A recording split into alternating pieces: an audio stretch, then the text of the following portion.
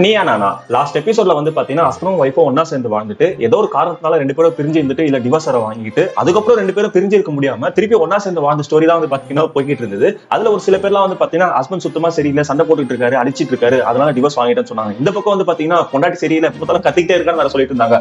அங்க திருப்பி ரெண்டு பேரும் ஒன்னா சேர்றதுக்கான காரணம் கேட்கும் போது தான் அவ்வளவு ஃபீலிங்கா இருந்துச்சு. அதிமேதாவித்தனம் குடும்பம் நடத்த தேவையில்லை, அட்ஜஸ்ட்மெண்ட்டும் அன்பும் இருந்தா போதும். இதான் படிச்ச பொண்ணு. அதெல்லாம் கல்யாணத்துக்கு பொண்ணோ பையனும் கிடைக்கிறதே அவ்வளவு கஷ்டமா இருக்கு. ஏன்னா இங்க எல்லாரும் ஸ்டேட்டஸ் பார்க்க ஆரம்பிச்சிட்டாங்க. இப்போ உங்களுக்கு கல்யாணம் ஆயிடுச்சு, உங்க பார்ட்னர் லோயலா இருந்தாலே போதும், அதுவே இங்க பெரிய ஸ்டேட்டஸ் தான், விட்டுறாதீங்க. இதுக்குதான் அர்ஜுன் அப்பவே சொன்னாரு, காதலி அருமை பிரிவில் மனைவியின் அருமை மறைவி நீரின் அருமை அறிவாய்.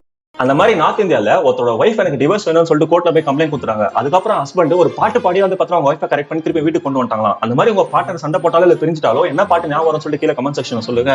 ஒருவேளை லவர் இல்லாதவங்க என்ன பாட்டு பாடுவானுங்க?